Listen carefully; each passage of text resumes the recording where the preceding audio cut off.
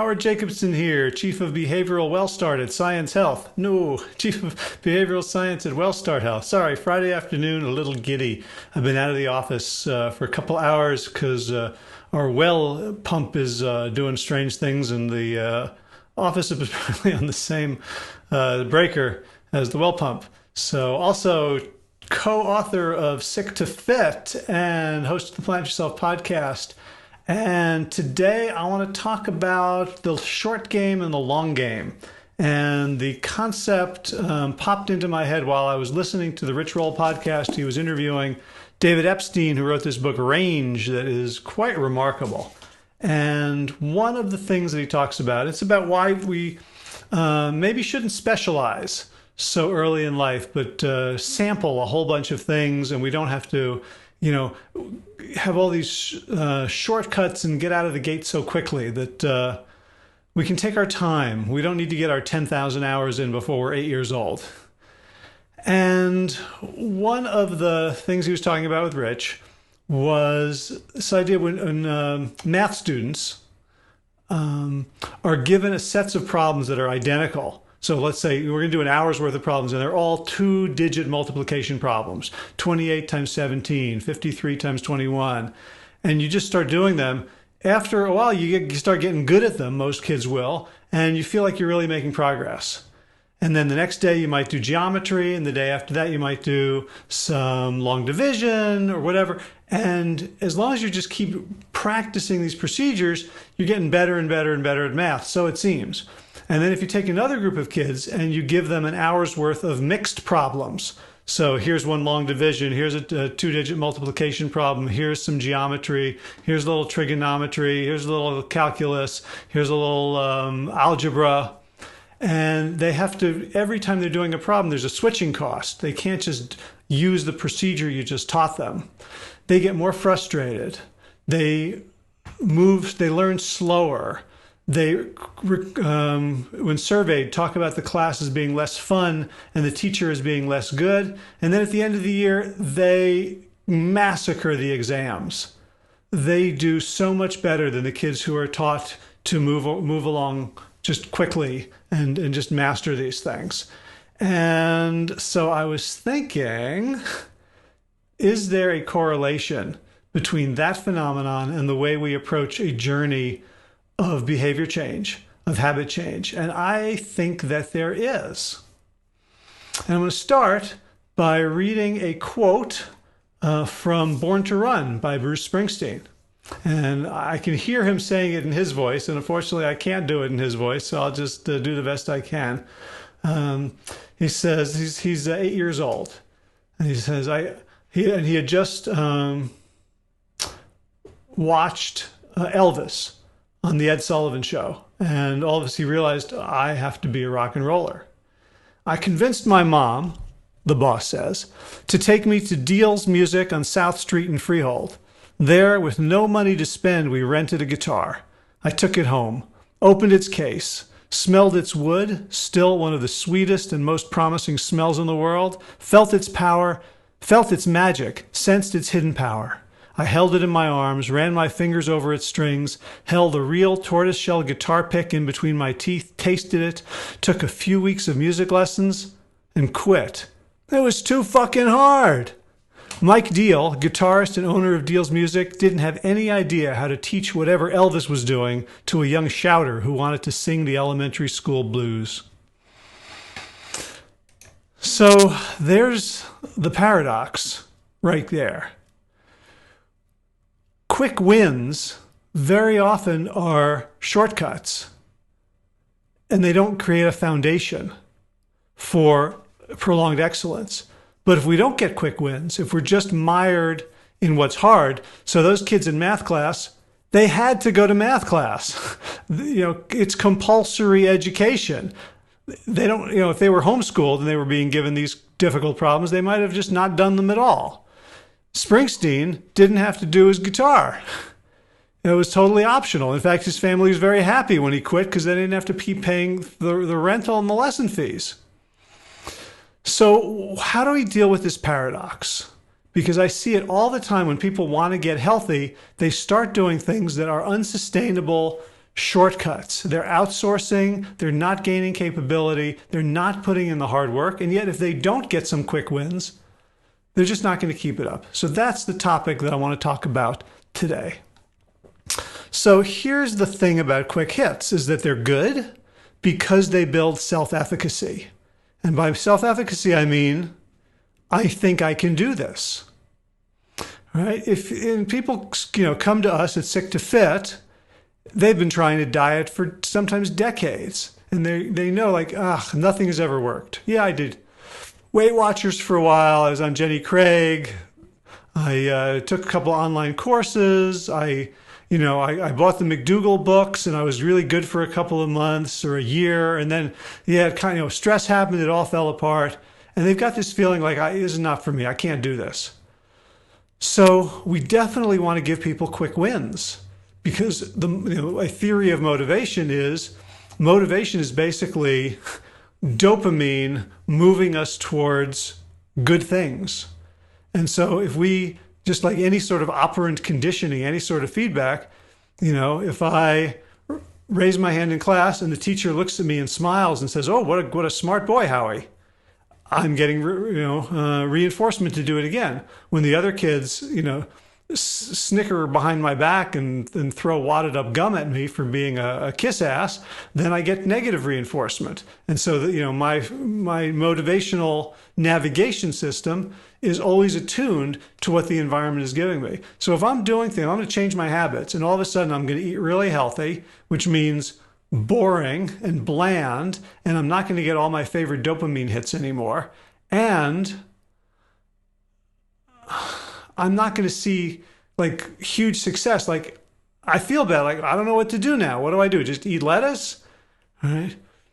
So getting quick wins, even if it means, ordering out from a food service or a meal plan, or having a personal chef, or getting takeout from Whole Foods, right? Like, those things can make us feel like we're changing. This is pretty easy. And so it gives us those quick wins. It can keep our motivation going so that we keep going. So that's why quick hits, quick wins are good. Now, why are they bad? They're bad for a couple of reasons. One is, as shortcuts, they can represent outsourcing. So if I get a meal service, I don't learn to cook. If I get a personal trainer who comes over and makes me work out, then I've outsourced my own knowledge, my own development to someone else. It's like GPS. Like, I lived in New Jersey until I was 40, and that would be 2005. I didn't get GPS in a vehicle until 2003. And so I knew my way around everywhere I had lived in New Jersey. But in 2005, we moved down to Durham, North Carolina, and I had GPS. And I still don't know my way around Durham. I still can't picture, where does Brightleaf Square connect with Foster Street, and what's how do I, right? Because I never needed to, because these turn-by-turn directions are keeping my brain from needing to learn things. I've outsourced directionality, navigation to this machine. And if you've ever done this, you're like, okay, I'm going on a long trip. I'll just, type in the address into my phone, stick it on the dashboard, and off I go. And then you hit this area, no cell reception, no GPS reception. And they're like, I'm going to die out here. I'm on a country road, and I bet everybody's a pit bull farmer. Right? So all of a sudden we're like, gee, I wish I had a written set of instructions. Gee, I wish I had a map or an atlas or something, right? Because we realize that when we rely on technology, we fragilized ourselves if we don't have the inborn capability. The other way that it can be bad is that if our instead of outsourcing, we turn things procedural, just like those kids doing math. So if I have this procedure for multiplying two-digit numbers, and I don't understand the principle, and I don't understand when I'm going to need to multiply two-digit numbers, so now I'm in business and I charge $75 for something, and I need, and 50 people pay for it, like, does that get me to break even? Well, I don't know. Well, it's a multiplication problem. Or depending on whether I know what break even is, it's a division problem. So knowing the application is far different from being able to execute a procedure. And as David Epstein pointed out to Rich Roll, that procedures are the things that AI, the computers, are going to end up doing. So if we rely on procedure, we're not going to be very, very valuable. So what do I mean by procedures in this world? Well, I mean recipes. And I talked yesterday about the importance of not relying on recipes. Or meal plans. So if you say, well, I'm going to learn how to eat well, and I'm just going to pay $2 a week for a meal plan, and it's going to tell me everything I need to do. Again, you're just now carrying out a bunch of procedures fairly mindlessly. Or let's say you say, okay, I'm going to get fit, so I'm just going to follow a workout app. Now, I'm not saying that recipes, meal plans, and workout apps are not valuable and don't have something to offer us. They absolutely do. I've never used a meal plan, but I certainly use recipes, and I certainly have enjoyed certain workout apps. The question is, does the workout app know more about my life than I do? Like if I'm tired today, do I still follow the workout, or do I listen to my body? If I want to get good at ultimate frisbee and I'm just doing a couch to 5K app, is that going to give me the exercises I need to do for core stability, to connect the top and bottom halves of my body so that I can turn and pivot and change direction quickly for frisbee? So procedures are necessary, but only within a bigger context. And if you just rely on procedures, you're not building that bigger context. So that's why these quick wins can be bad, because they're creating something that's essentially unsustainable. It's the illusion of a fast start, but it's actually creating a fragile foundation for long-term success. We're actually being fragilized. And so what can happen then is, when the GPS goes out, now it's not just, well, it'll go back on, or I'm going to go find a gas station and ask directions. For a lot of people, like if you're on a road trip, you got to go somewhere. But if you're on a journey from sick to fit, you can just stop. And it's not like, you're still home. You're still the person you were if you stop. And you can end up feeling so demotivated and demoralized by, another failure, that you can end up even worse than before, because now you have less incentive, less imperative to actually keep going or do it the next time. The next time you read a book that inspires you, or you hear a talk by someone like Josh who makes you want to go, gosh, I want to do this journey. Then even stronger in your mind, there's like, yeah, I tried this, didn't work. So how do we resolve the paradox? Got 3 suggestions. First one is, let's not assume that the only quick wins we can get are outcome or skill. I would argue the most important quick win we could get is enjoying the struggle. And that's what we call vitamin P, right? For pain, which is terrible, but vitamin D for discomfort was taken, although vitamin D isn't really a vitamin, it's a hormone, and we don't have to get it exogenously, but I digress. So Dan Ariely of Duke University refers to this as benign masochism.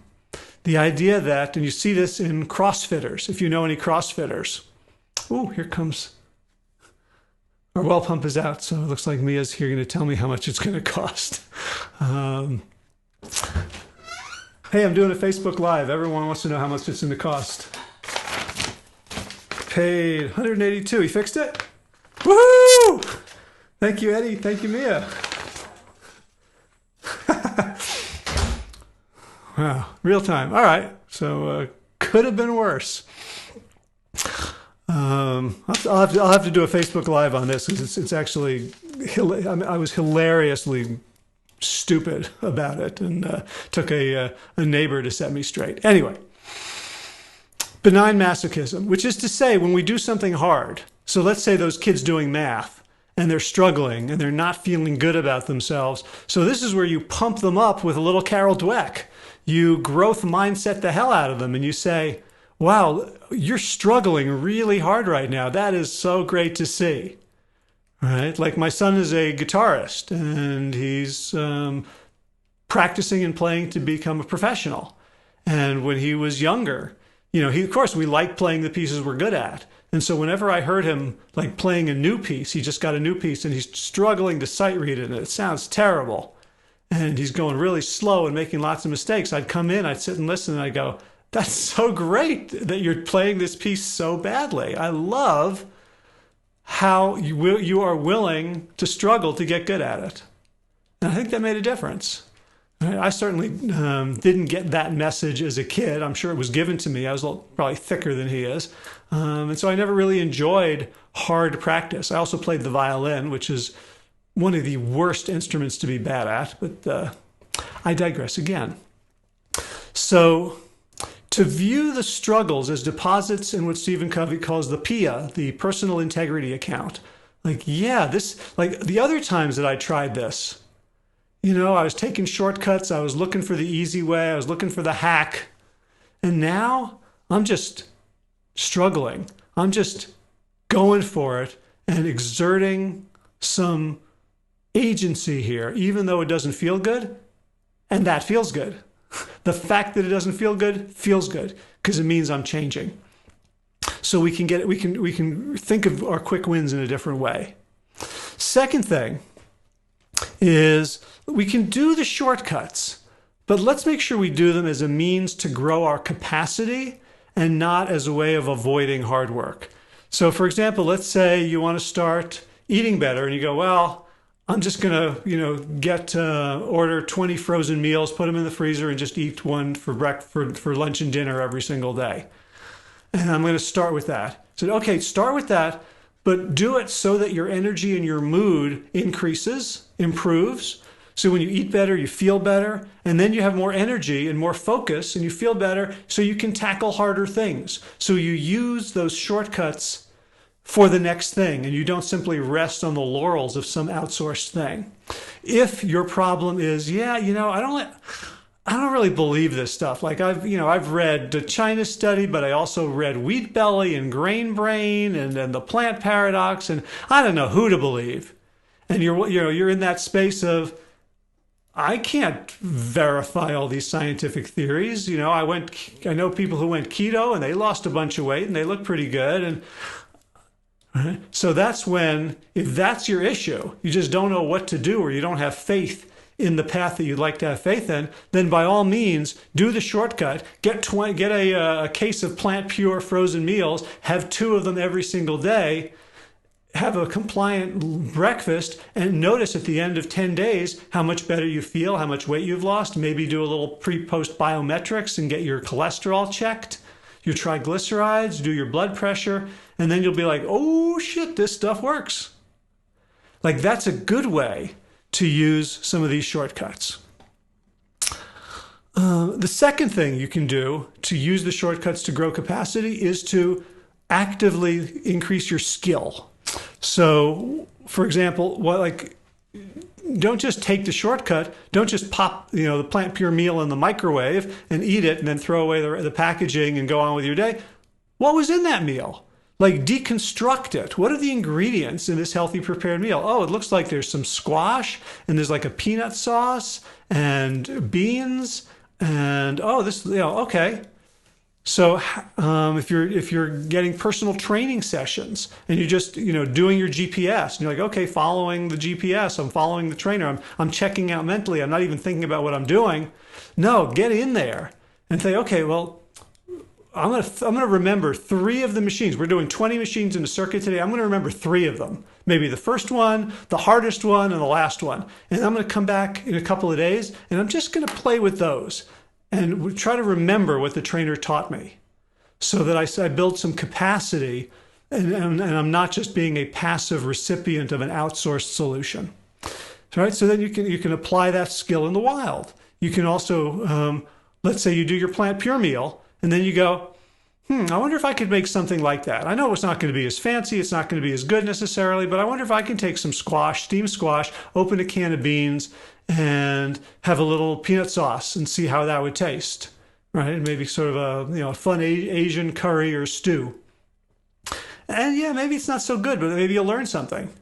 And so we can bring our skill that we've deconstructed from the shortcut into the wild, where we are forced to struggle with it, the same way those students doing math had to bring their skills into the wild, into a test environment in which they did not know what kind of problem they were going to be asked to solve and what kind of problem, in fact, it was in front of them. They had to have the skill to apply the correct procedure.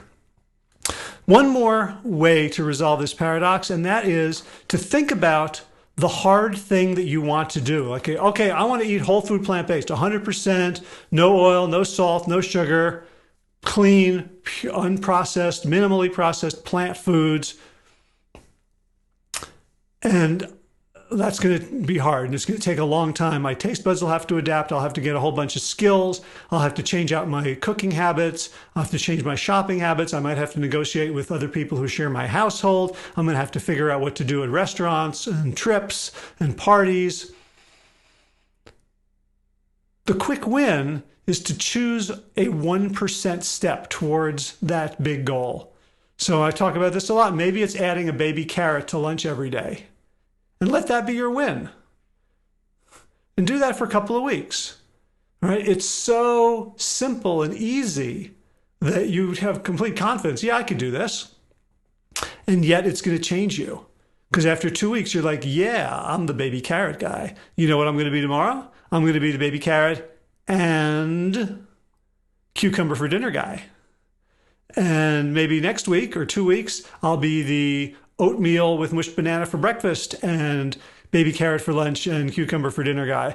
And you keep adding on. And so you see, though, again, you reflect at yourself and you go, oh, I'm doing something. It doesn't have to be a hard thing, but just to see that you're keeping commitments to yourself adds to that personal integrity account. As David Goggins says, cookies in the cookie jar, or, deposits in the bank of your own self-esteem and self-efficacy. And so you can then grow your platform slowly, compound consistently, and every step of the way, get those quick wins. But they're not the quick wins that come from shortcuts, from outsourcing, from things that are going to make you fragile. Rather, they are quick wins that are integrated into the long-term goal. So that's all I want to say today. I will be off for the weekend. I'll see you guys on Monday. Hey, I put up a page all about the retreat that Josh and I are going to be holding in November. In fact, we just talked on the phone. So we've got the November retreat, and then we're also planning a retreat in March in Nolens, in New Orleans, as I say incorrectly, New Orleans. And it'll be sometime in March. It might be St. Patty's weekend. It might be a weekend prior to that. But if you want to find out more about the one that's coming up in North Carolina in November, here's your URL, sick2, the number 2, sick2fit.com/retreat. Forward retreat. Sick2fit, number 2, SICK, number 2, FIT.com/retreat. And it's going to be a great time. And if you're interested in hanging with me and Josh for the weekend, in really getting an immersive experience in this fun, healthy lifestyle, getting a bunch of coaching on how to bring this home with you, finding a tribe, a community, getting movement in at whatever level you're at. We're going to be doing the cooking for ourselves so we can get that hands-on practice. Check it out, sick2fit.com/retreat. I'll pop a link in the description or the comment for this video. And that's about it I got for today. So I'm gonna go take a look at our fixed well pump, and I'll see you all next week. Have a great weekend. Talk again soon. Take care.